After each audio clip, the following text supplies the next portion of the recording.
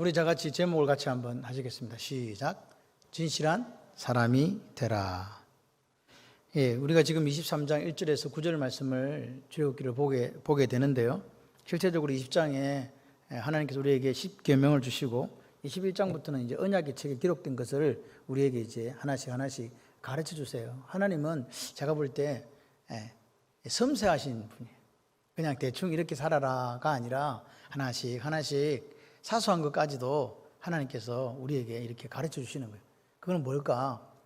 제가 말씀을 이렇게 묵상하면서 이거 하나님 사랑이구나. 우리가 부족하니까. 오늘은 실제적으로 9번째 계명, 내 이웃에 대하여 거짓 증거하지 말라. 이게 실제적으로 우리에게 큰 테마로 주어진 거거든요. 근데 지금 이제 밑으로 더 자세하게 이렇게 하나님께서 말씀을 해 주시고 계십니다. 제사장 나라 거룩한 백성이 된다는 게 뭘까? 그 말은 제사장 나라라면 그 나라잖아요. 나라니까 그 나라에 합당한 생활 있고 합당한 언어가 있고 합당한 윤리가 있다는 말이에요. 제사장 나라 거룩한 백성이 되고 하나님의 특별한 보물 소유가 된다는 세굴라가 된다는 말은 그 나라 속에 살아갈 때에 그 나라에 합당한 삶을 살아내야 된다. 그러면서 그 나라에 합당한 사람은 어떤 사람이냐? 하나님 결론은 진실한 사람이라는 거예요. 우리가 그리스도인이 되었잖아요. 그러면 진실한 사람이 되어야 한다. 이런 삶을 그러면 살아도 되고 안 살아도 되는가? 교회 안에 보니까 이상한 사람 많더만. 그게 아니라 오늘 우리가 그리스도인이라면 선택을 하는 게 아니고요. 반드시 그렇게 살아내야 된다라는 거예요. 그렇게 사시기를 바랍니다. 남들은 그렇게 사니까 손해보던데 손해보면 하나님께서 채워주세요. 그래도 우리는 진실하게 살아야 돼요. 그 프랑스 말에 우리가 잘 아는 말 있지 않습니까? 요즘도 그런 이야기 많이 합니다. 노블레스 오블리주라고. 이 노블이라는 게 귀족, 고귀하다는 뜻이잖아요. 그래서 이 노블레스라는 말은 귀족입니다. 귀족, 프랑스 말로. 그리고 오블리주라는 말 자체가 뭐냐니까 의무라는 뜻이죠. 그러니까 귀족의 의무다. 누가 귀족이냐는 거예요. 귀족. 그러니까 사회 지도층에 있는 사람들은 그 사회에 대한 책임을 함께 져야 된다. 그 이야기입니다. 자기가 갖고 있는 부분, 명성 이런 것들이 사회적 책임을 지는 곳으로 사용되어야 된다. 근데 오늘날 우리나라가 사회 지도층이 그와 같은 노블레스 오블리주가 지금 행해지고 있는가? 나만 배부르고 나만 잘 살고 다른 평범한 사람들은 더 이렇게 힘들어지는 거라면 노블레스 오블리주가 지금 실현되고 있지 않다라고 봐지는 거 아니겠습니까? 그래서 오늘 사회적인 책임 그리고 국민의 의무를 다하는 그 모습들이 있어야 되는데 제사장 나라도 이게 있더라는 거예요. 제사장 나라도 보니까 그렇더라는 거죠. 그리스도인에게도 이 고귀한 귀족의 의무가 있더라. 아멘이십니까? 있다. 보세요. 그런데 지금 문제가 뭐냐?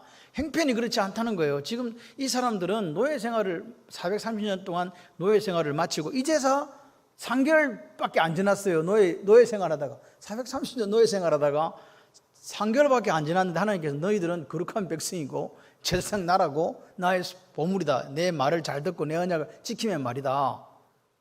아멘. 그렇게 이야기하니까 이 사람들은 지금 힘든 거예요. 왜? 습관이 지금 안 돼 있거든. 그래서 하나님께서는 그 제사장 나라 거룩한 백성들에게 이렇게 살아야 된다라고 조목조목 가르쳐 주시는 게 오늘 이야기예요. 사실은 22장부터 쭉 진행되고 있는 이야기이기도 합니다. 그런데 하나님이 그럼 조목조목 가르쳐 주시고 싶은 것 중에 오늘 나오는 게 뭐냐? 앞에도 마찬가지겠지만 어떻게 하나님을 알아야 되는가? 그리고 그 하나님을 어떻게 섬겨야 하는가의 문제, 첫 번째 문제. 그 다음에 두 번째가 뭐냐? 가난한 사람들요. 가난한 사람들. 자꾸만 성경은요, 이 가난한 사람들에 대해서 이야기를 계속 우리에게 들려줘요. 그 가난한 사람의 대표적인 세 부류가 고아와 가부와 나그네잖아요.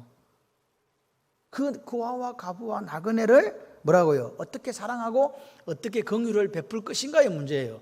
결국은 이 이야기는 율법사가 와서 예수님께 묻습니다. 선생님이요, 가장 큰 계명이 무엇입니까? 그렇게 물었을 때 주님이 말씀하시잖아요.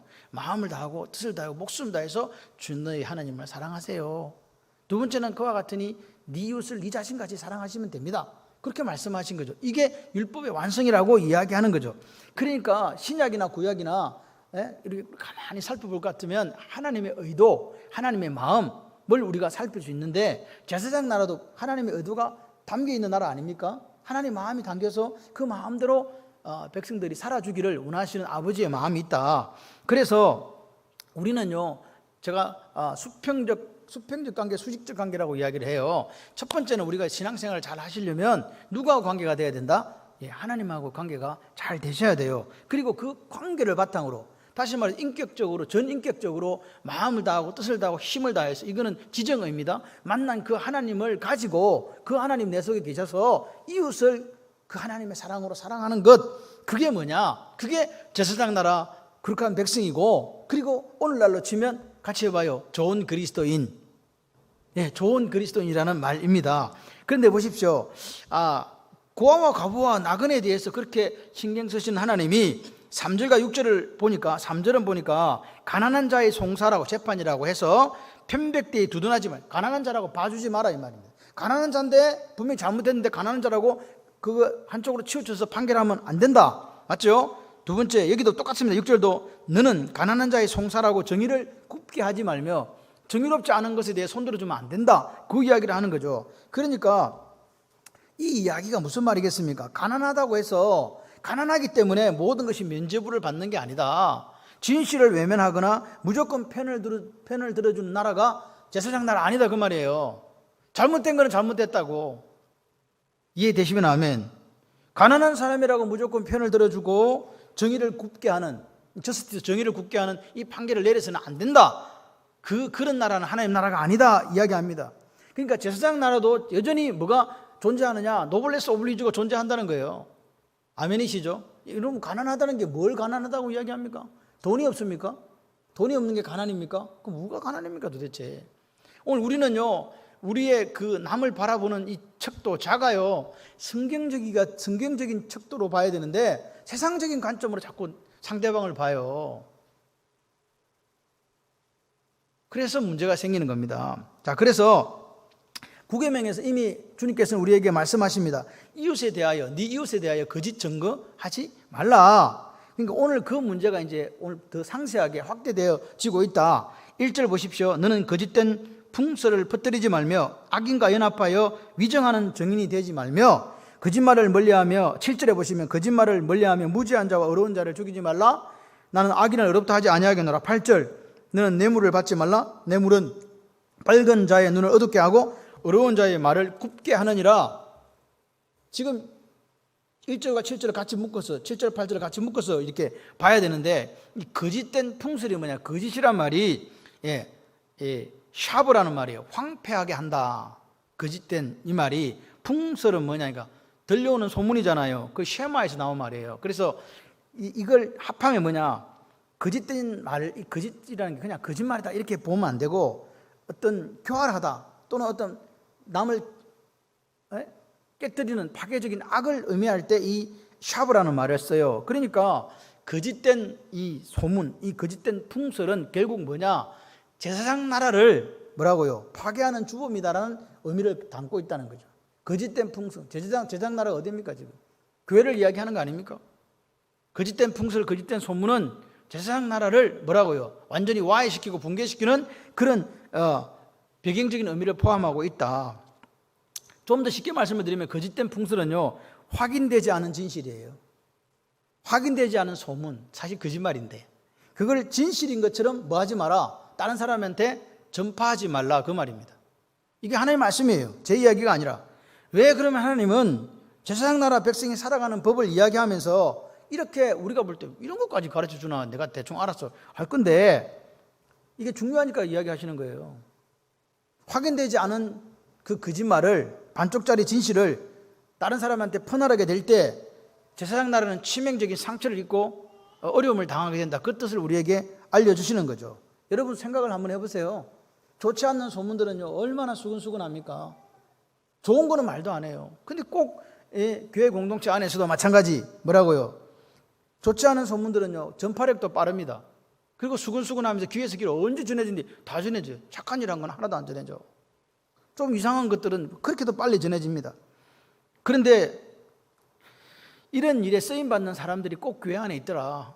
연약한 사람들이 있더라. 거짓된 풍수를 전하는 사람들이 있어요. 특별하게 쓰임받아 하나님의 말씀을 전하는데 쓰임받아야 되는데 거짓된 풍수를 전하는데 쓰임받는 사람이 있어요. 그 어떤 사람이냐? 섬기는 데는 관심이 없고 그냥 중심에서 내가 주목받고 싶은 사람, 남들이 나를 주목해 주면 좋겠다라고 생각하는 그 사람이 그런 일에 사용되어져요. 여러분, 오늘 우리가 제사장 나라 백성은요, 진실한 사람이에요. 거짓말쟁이 안 된. 그리고 분명한 이 신분의식을 가져야 됩니다. 그런 신분의식을 갖고 있는 사람, 나는 제사장 나라 백성이야. 나는 거룩한 백성인데, 그런 사람들은요, 확인되지 않는 그 거짓된 소문에 휩쓸려 다니지 않습니다. 이게 오늘 성경의 이야기입니다. 오히려 그런 말이 날 때 그 소문을 어떻게 합니까? 잠재워 버립니다. 무슨 소리야 이게? 무슨 말도 안 되는 소리를 하고 다니냐고 따끔하게 훈계하고 고면해서 거기서 정지시킵니다. 진압시킵니다. 여러분, 오늘 요한복음 8장 44절을 한번 보십시오. 시작. 너희는 너희 아비 마귀에서 났으니 너희 아비의 욕심대로, 이 중요한 게 욕심입니다. 욕심대로 너희도 행하고자 하느니라. 그는 처음부터 살인한 자요 진리가 없다. 그 속에 없으므로 진리에 서지 못한다. 그죠? 거짓을 말할 때마다 자기 것으로 말하나니 이는 그가 뭐요? 거짓말쟁이요 거짓의 아비가 되었음이라. 여러분 보십시오. 오늘 마귀의 특징이 뭐냐? 거짓의 아비고 거짓말쟁이입니다. 그는 진리가 없습니다. 그렇기 때문에 진리에 서지 못합니다. 다시 말해서 우리가 이 거짓된 풍설을 오늘 우리가 퍼뜨리고 있다면 그 사람은, 그 아비가 누구라고요? 마귀라는 뜻입니다. 그래서 여러분, 이게 치명적인 거예요. 우리가 교회 안에 있는데 내 소속이 어느 나라 소속이 되어 있다고, 지금 마귀 나라 소속되어 있는 거죠. 그런 분이 하나님의 복을 받을 수 있을까요? 하나님의 은혜를 누릴 수 있을까요? 없습니다. 그냥 자기는 그냥 교회 안에 있는 거예요. 마치 알곡과 가라지처럼요, 한 곳에 그냥 섞여 사는, 나중에 뽑혀서 불에 태워질 수밖에 없는 그런 삶을 살아가는 불쌍한 인생이 있을 수 있다.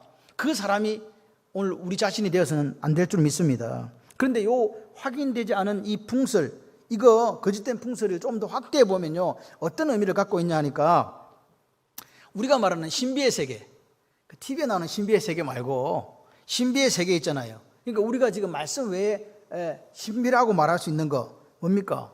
여러분, 항상 기억할 거는 뭐냐? 기독교는요, 말씀 종교예요. 말씀 위에 서 있는 종교라는 사실을 우리가 기억하면서 뼈에다 새기면서 그렇게 살았으면 좋겠어요. 그건 무슨 말이냐? 성경 말씀이 구체적으로 우리에게 이야기하지 않는 신비에 대해서는 개인적인 체험으로 남겨두라. 감사하면서, 나는 저분이 받지 못한 그 개인적인 체험, 신비를 경험했어. 그럴 수 있어요, 없어요? 있다는 이야기입니다. 근데 그것은 뭐라고요? 개인적인 체험, 개인적인 감사로 남겨두는 것이 맞다.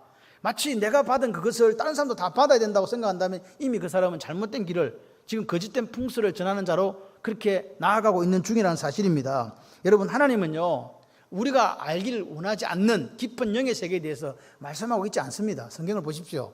그런 게 없습니다. 그런데 문제가 뭐냐? 우리는요, 그걸 너무 알고 싶어 해요. 진짜 알고 싶어. 궁금해 죽겠어. 거기서 뭐가 나온다고요? 거짓된 풍설이 나오는 거예요. 여러분, 솔직히 말해서 여러분 알고 싶은 게 사후세계는 어떨까?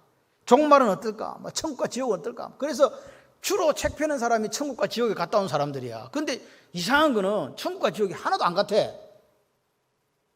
같은 천국 봤어요? 어떤 사람은 이런 천국이하고 저런 사람, 그렇지 않을 거예요. 천국은 하나겠죠. 하나님이 계신 천국이 10개일 수 있습니까? 그건 거짓이잖아. 근데 자기가 본 천국이 다 틀리고 자기가 본 천국이, 지옥이 다 틀리다면 그건 뭔가 문제가 있는 거라고요. 그래서 뭐라고요? 오늘 우리가 뭐 하자? 성경 말씀의 범위를 넘어가지 마라. 건강한 그리스도인이 뭔지 아세요? 말씀으로 만족할 수 있는 분이 건강한 그리스도인이에요. 말씀의 울타리를 나는 넘어가지 않는다. 그런 교회가 되어야 됩니다. 여러분, 신비, 영의 세계에 대해서 말할 때는요, 정말 주의해서 말해야 돼요. 제가 이야기했잖아요. 개인적인 체험이 있을 수 있다고 분명히 말씀드렸어요. 여러분, 오늘 내가 본 것이 전부 다 그것이 진실이라고 말할 수 없어요. 그렇기 때문에 오늘 이 문제가, 이 거짓된 풍설이, 잘못된 것들이 내 개인의 문제뿐만 아니라 오늘 우리의 영혼을 뇌락질을 해가는 이단하고 연결될 수 있다는 사실을 아십니까? 이단의 교주들이 하는 게 이거잖아요. 네가 보지 못할 나는 본다고. 여러분, 하나님께서 우리에게 분명하게 말씀하지 않는 영역은 뭘로 남겨둬야 되냐? 같이 해봐요. 신비로. 신비로 남겨둬야 돼요. 이 부분을 자꾸 호기심을 가지고 연구하는 사람들, 결국은 어디로 가느냐? 이단으로 가요. 그래서 이거는 호기심을 가지고 연구하고 파헤치면 안 되고 신비로 남겨두시라고요. 개인적인 체험이 있습니까? 감사하면서 개인적인 경험으로 남겨둬야 돼요. 왜 하나님께서 우리에게 기쁜 영의 세계에서 침묵하시고 가르쳐 주시지 않을까? 그걸 잘 한번 생각해 보시기를 바랍니다. 여러분, 어떤 분은 이런 이야기를 합니다. 미래를 나는 안다. 다른 사람을 들여다보는 투시력이 있다. 그런 것들조차도 우리는 주의해야 돼요. 여러분, 성경이 뭐라고 이야기합니까? 한 사람이 아무리 염려해도 그 키를 한 자라도 더 할 수 없다라고 이야기하죠. 그게 무슨 말인지 아십니까? 그 헬리키아라는 말은 생명과 똑같습니다. 생명을 더해서 연장할 수 없고 키를 더 자라게 할 수 없다는 말인데, 생명을 연장할 수 없다는 말은 생명도 우리 것이 아니라는 이야기잖아요. 아닙니까? 여러분은 미래 일을 아십니까? 여러분 5분 뒤 일을 정확하게 예측하시는 분은요, 대박 나는 삶을 산대요. 돈 억수로 벌 수 있대. 5분 뒤에 일만 예측할 수 있다면. 근데 그거 안 됩니다. 그래서 그 부분은 신비다. 그래서 제사장 나라는 뭐냐? 진실이 힘이 되는 나라다. 진실이 환영받는 나라다. 거짓된 풍설의 희생자가 되지 않는 저와 여러분이 되기를 소원합니다. 거짓된 풍설에 미혹되지도 말아야 되고, 그 거짓된 풍설을 전파하는 어리석은 자가 되어서도 안 된다. 그 이야기를 하십니다. 그 다음에 뭐라고 이야기하냐? 더 나아가서 악인과 연합하여 위정하는 증인이 돼. 위정죄가 뭔지 아시죠? 재판정에 섰을 때 가짜를 진짜처럼 이야기하는 사람들 있잖아요. 이 진실에 대한 거예요. 진실하게 말하라, 그 말이. 거짓 증언하지 마라, 그 말이. 진실이 아닌 것을 진실이라고 거짓 증거하는 것이 위정인데, 제사장 나라는 그런 사람은 합당하지 않다.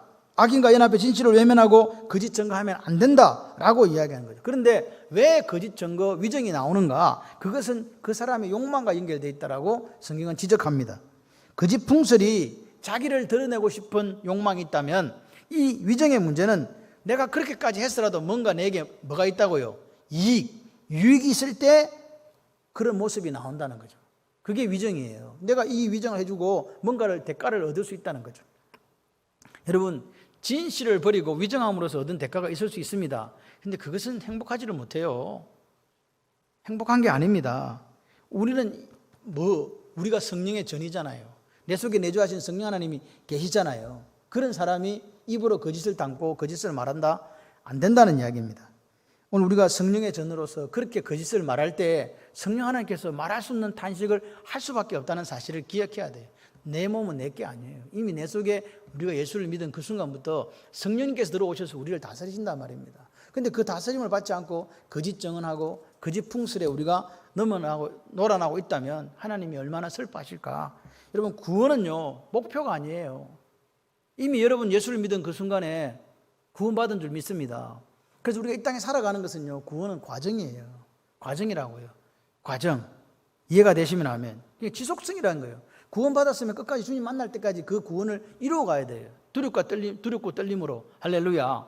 그런 저와 여러분이 되기를 소원합니다. 여러분, 출애굽은 시작이에요. 이 백성들에게 이야기해 줍니다. 출애굽은 시작이다.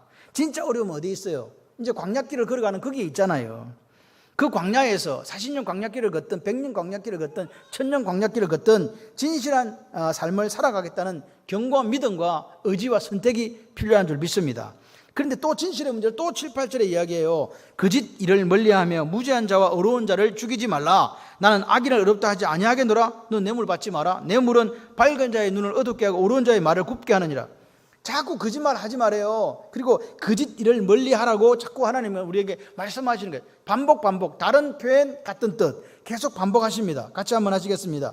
그리스도인의 경쟁력은 진실입니다. 네, 그리스도인의 경쟁력은 진실이에요. 딴 거 없어요. 거짓은 모양이라도 버려야 된다고 성경은 이야기합니다. 오늘 보십시오. 뇌물 받지 마라. 뇌물은 진실을 왜곡합니다. 밝은 자의 눈을 어둡게 만드는 것이 바로 뇌물이다. 그래서 하나님 말씀하신 거예요. 진실을 대신할 수 있는 것은 아무것도 없다. 너희가 나의 거룩한 백성이 되었다면, 나의 특별한 보물 세굴라가 되었다면 너희들은 진실한 사람이 되어야 된다라고 말씀하십니다. 그 다음에 한번 보십시오. 2절을 보시면 다수를 따라, 뭘 따라? 다수를 따라 악을 행하지 말고 송사의 다수를 따라 부당한 증언하지 말며, 이 다수를 따라 악을 행하지 말라는 이 말이 우리에게 어떤 말로 다가옵니까? 저 물어봐야 돼요. 교회가 민주주의입니까? 아닙니까? 어때요? 여러분, 이게 지금 다수를 따라 말이 follow the crowd라고 되어 있어요. 많은 사람의 숫자가 있으면 그걸로 가자 이 말입니다. 그래 하지 말라는 거예요. 근데 여러분, 오늘 우리가 중요한 문제를 결정할 때 뭘 따릅니까? 다수결의 원칙을 따르죠. 다수가 원하면 그걸 하잖아요. 그리고 왜 우리가 이런 민주적인 프로세스, 절차를 거치게 됩니까? 이 개인의 독선이나 또는 일시적인 충동에 의해서 그것이 일어날 수 있기 때문에 공동체가 거기에 좌우되지 않고 많은 사람의 뜻을 모아서 할렐루야 하나님의 뜻을 찾는 보편적인 방법이 다수결이라고 생각하는 거 아닙니까? 맞습니까? 틀립니까? 맞죠?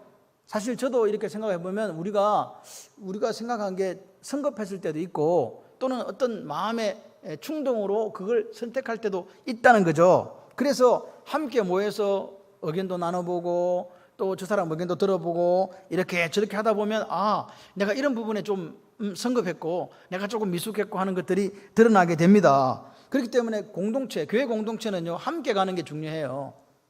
가정일도 마찬가지고 다 함께 이렇게 의논하고 이렇게 해서 가는 게 중요합니다. 그런데 기억해야 될 것이 있다. 그게 뭘까? 같이 한번 해봐요. 제사장 나라는 민주주의가 아니랍니다. 제사장 나라는 그런데 그렇게 하는 것처럼 좋은 것 같은데 제사장 나라는 민주주의는 아니래요. 그럼 다수결의 원칙이 민주주의 특징인데 아니랍니다. 제사장 나라 주인이 누구입니까? 하나님인 거 인정하십니까? 교회의 주인이 하나님이라고 인정하시면 아멘. 그러니까 모든 결정은 사실은 하나님이 원하시는 것에 맞추어져야 된다. 우리가 어떤 일을 결정할 때 예수님이라면 이 일을 어떻게 하셨을까? 예수님이 이렇게 하셨겠네. 그러면서 주님의 뜻을 따라 결정하는 거라 그렇게 이야기하는 거죠. 아무리 다수가 주장한다 해도 진실이 아닌 경우 있습니다. 여러분 예수님을 군중들이 못 박으라 할 때 그게 진실이었습니까? 아닌 거 아시죠? 여러분 오늘 우리가 기억해야 돼요. 그래서 우리 앞에 믿음의 선배들은 어떻게 했냐? 하나님의 뜻을 분별하기 위해서 이게 하나님의 뜻인가 아닌가를 분별하기 위해서 정말 금식도 많이 했고 솔직히 철야도 많이 했고 기도도 많이 하면서 하나님의 때를 기다렸지 않습니까? 여러분 그런데 우리에게 이 치명적인 핸디캡이 있어요. 그게 뭐냐? 인생이 너무 짧다는 거예요. 저도 이렇게 기도하면서 꿈을 꾸면서 이루어져야 되는데 더디 이루어질 때 어떤 문제에 빠지게 되냐? 조급함에 빠지게 됩니다. 복달하는 거예요. 조급하면 노예가 된다는 말입니다. 근데 문제는 더 큰 문제가 뭐냐? 같이 해봐요. 하나님은 조급하지 않습니다. 나는 급해 죽겠는데 하나님은 급하시다 안 급하시다? 하나도 안 급하신 거예요. 그래서 지금 이게 여기서 지금 마찰이 생기고 문제가 생기는 거 아닙니까? 하나님은 영원하시기 때문에 그분의 계획과 섭리를 따라 차근차근 진행하시는데 우리는 그걸 몰라요. 그러니까 내 때에 뭔가를 해야 되는데 시간은 짧고 할 일은 많고 빨리빨리 이루어주셨으면 좋겠는데 하나님은 그렇게 하지 않으시고 내 시간에 하나님의 그 역사를 맞추려고 하는 그 본능적인 노력이 오늘 우리 속에 있는 거 아닙니까? 여러분 교회는요 다수가 꼭 정의가 되는 건 아닙니다. 포커스가 어디로 가 있는가 우리가 잘 봐야 돼요. 하나님의 선명한 기준 말씀에 우리 모든 신경이 집중되어야 될 줄 믿습니다.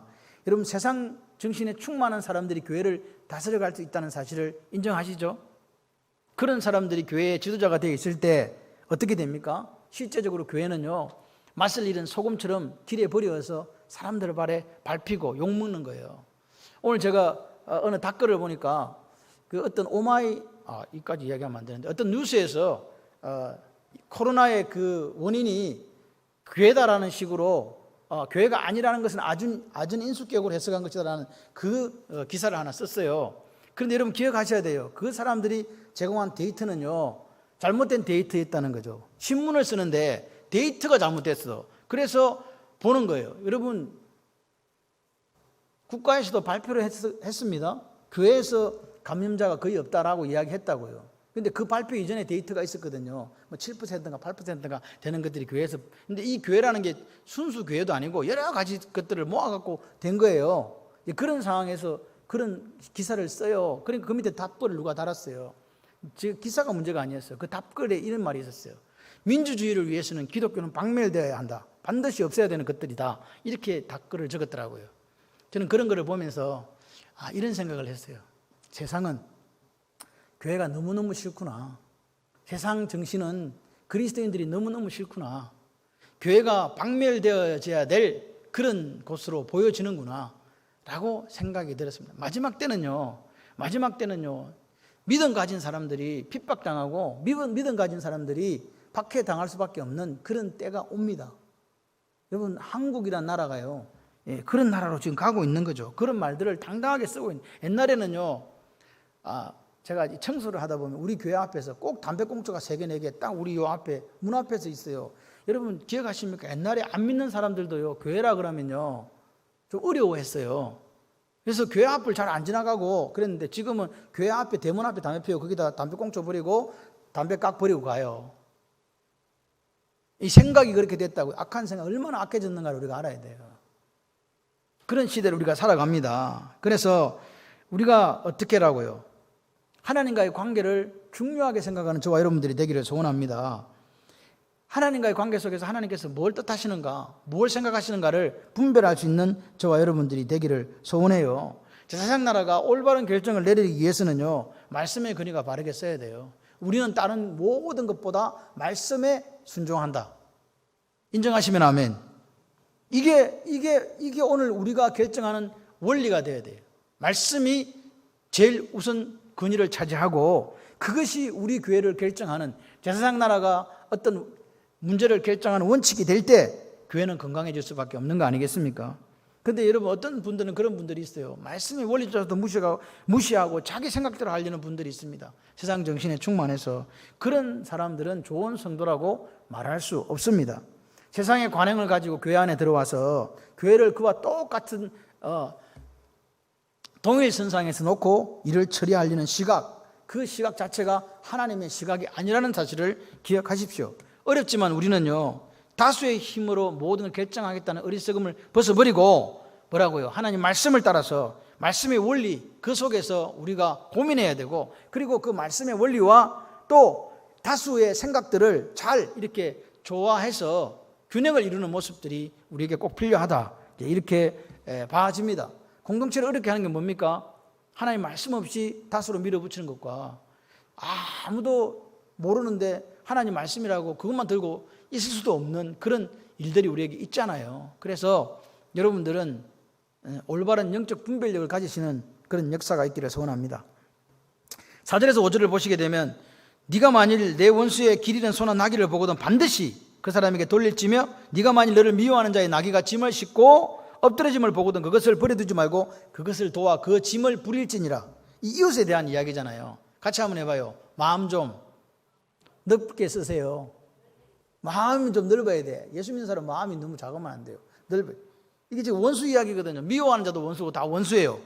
원수가 지금, 원수 소가 길을 잃고 우리 집에 왔어. 나귀가 어디 가버렸네. 그럼 어떻게 해야 돼요? 잡아먹어야지 뭐. 그렇게 하면 안 된다 이 말이에요. 원수인데 소가 길을 잃고 돌아다니면 누구한테 돌려주라고요? 그걸 찾아다가 원수한테 돌려주고, 네가 미워하는 자 원수가 나귀의 짐을 꼭 싣고 오다가 획 넘어져 버렸네. 그럴 때 짐을 어떻게 해달라고요? 다시 부려주려고. 이게 실어달라는 거지. 이렇게. 그 쉬워요, 어려워요? 근데 여러분, 여기 중요한 거는요, 반드시라는 말을, 슈브라는 말인데 반드시라는 말을 하나님께 사용하셨어요. 반드시 그렇게 돌려줘야 된다. 미워하는 사람이 짐이 막 이렇게 어그러져 갖고 이렇게 돼 있을 때 반드시 같이 부려줘야 된다. 아멘. 이게 그리스도인이래요. 이게 제사장 나라래요.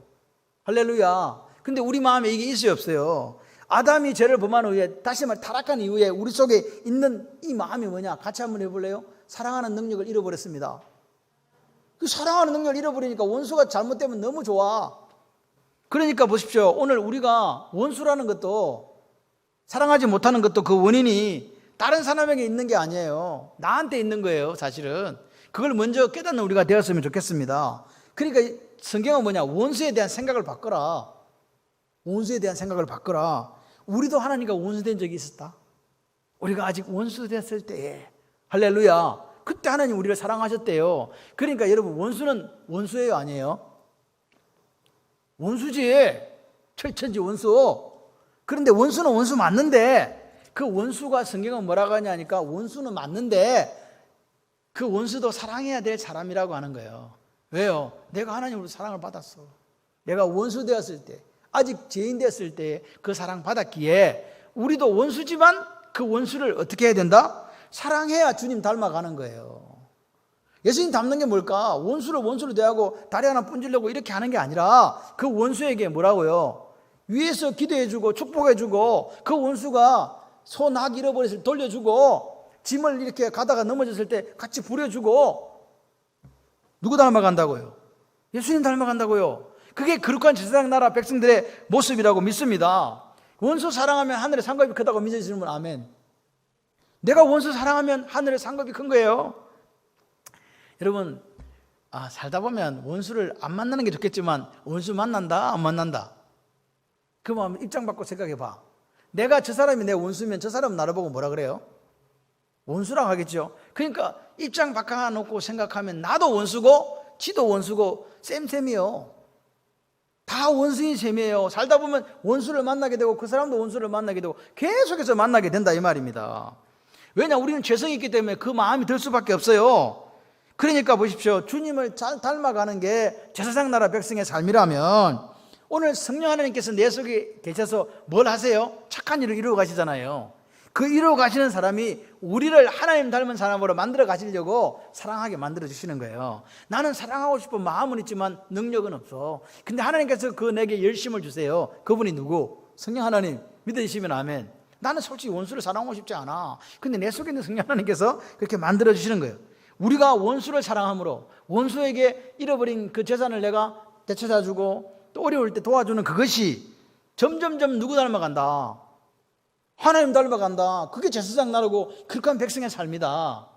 넉넉해지시는 여러분 되시기를 바랍니다. 끊임없이 우리는 반복해야 돼. 이 일을요. 마음은 안 들어. 그게 들 리가 있습니까? 그런데 로마서 5장 10절에 이렇게 이야기합니다. 곧 우리가 원수 되었을 때에 그의 아들이 죽으심으로 말미암아 하나님과 화목하게 되었은즉 화목하게 된 자로서는 더욱 그의 살아나심으로 말미암아 구원을 받을 것이니라. 마태복음 5장 43, 44절 한번 보실까요? 내 이웃을 사랑하고 내 원수를 미워하라 하였다는 것을 너희가 들었으나 나는 너희에게 이르노니 원수를 사랑하며 너희를 박해하는 자를 위해 기도하라. 할렐루야.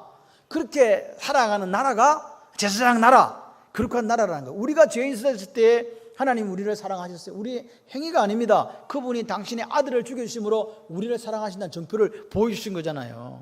그럼 우리도 그렇게 할 때 하나님 닮아가는 줄 믿습니다. 내가 너를 원수 됐을 때 내가 너를 사랑했듯이 너도 네 원수를 그렇게 사랑해야 된단다. 아멘. 그래요. 원수를 위해서 손해보는 사람, 뭐 보는 사람? 손해보는 사람이 제사장 나라 거룩한 백성인 줄 믿습니다. 뭐 보는 사람? 손해보는. 사랑은 제가 생각하는 거예요. 사랑은 손해보는 거예요. 같이 한번 해봐요. 사랑은 손해보는 겁니다.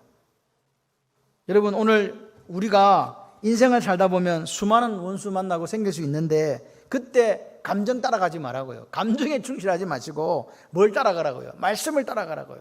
그 말씀 속에 하나님의 마음이 담겨 있거든요. 그래서 그리스도인이 이루어가는 제사장 나라 거룩한 백성은요, 같이 한번 대해보실래요? 용서하는 나라, 베풀고 섬기는 나라. 저는 우리 교회 성도님들이 이렇게 용서란 말은 사랑과 같은 말이에요.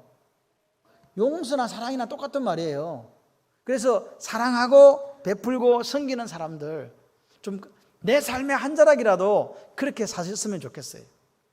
다 그렇게 하지는 못해도 하나님 제가 오늘 부족해서 사랑해야 되는데 그렇게 하지 못했지만 그래서 요만큼은 했답니다 라고 말할 수 있는 그런 우리가 되었으면 좋겠습니다. 용서는 하나님이 개발하신 특효약이에요. 무슨 약? 특효약. 용서는요, 원수까지도 내 편으로 만들어요. 희한해요. 내 편으로 만들어요. 용서는 손해보는 거 기억하시면서 그렇게 한번 살아봤으면 좋겠습니다. 이 단락의 핵심이 뭡니까? 진실. 뭐라고요? 진실. 7절에 보십시오. 거짓을 멀리하라. 무슨 말입니까? 진실된 그리스도인이라 그 말 아닙니까?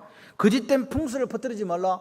진짜만 말해라 그 말 아닙니까? 악인과 연합하여 위정하지 말라. 진짜만 말해라 그 말. 진실입니다. 다수를 따라 진실을 외면하는 그런 짓 하지 마라. 뭡니까? 진실하라는 말 아닙니까? 진실이 그럼 뭐냐고 물어봐야 돼. 진실이. 같이 합시다. 진실은 말씀의 기준에 순종하는 삶입니다. 말씀에 순종하는 삶이에요. 내 생각에 순종하는 삶이 진실이 아니고 진실된 게 아니고 말씀에 때로는 마음 상해요. 때로는 아파요. 때로는 눈물 나요. 그래도 말씀의 기준에 순종하는 삶.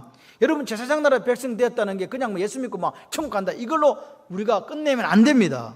여러분 오늘 우리가 이루어가는 이 공동체 이 교회도 하나님이 오늘 우리에게 이루어진 실제적으로 또 사회거든요. 그렇기 때문에 이 속에는 하나님께서 원하시는 윤리도 있고 하나님께서 원하시는 뭐라고요? 성품도 있다라는 것을 기억하시기를 바라요. 우리는요 다 다른 환경에 자라다가 이렇게 만났잖아요.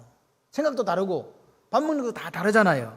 그렇기 때문에 오늘 이 속에서 하나님과의 관계 그리고 이웃과의 관계 이것들을 우리가 지켜나갈 때 오늘 우리 교회가 제사장 나라 거룩한 백성 그 나라가 될 줄 믿습니다. 그래서 진리를 분명하게 아는 게 중요해요. 진리를 알지니 진리가 너희를 자유케 하리라. 예수 그리스도의 말씀을 따라 살고 죽는 저와 여러분이 되기를 소원합니다. 하나님이 말씀하신 진리들은요 이 말씀하시는 진리들은 애매하지 않습니다.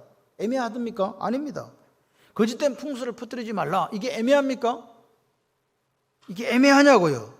여러분 오늘 우리가 이런 말씀들을 보면서 이웃에게 저 원수를 대하는 방법들을 이렇게 보면서 이 모든 진실함이라는 것은 사랑이라는 것을 통해서 재해석될 수 있구나 느끼게 되는 거예요.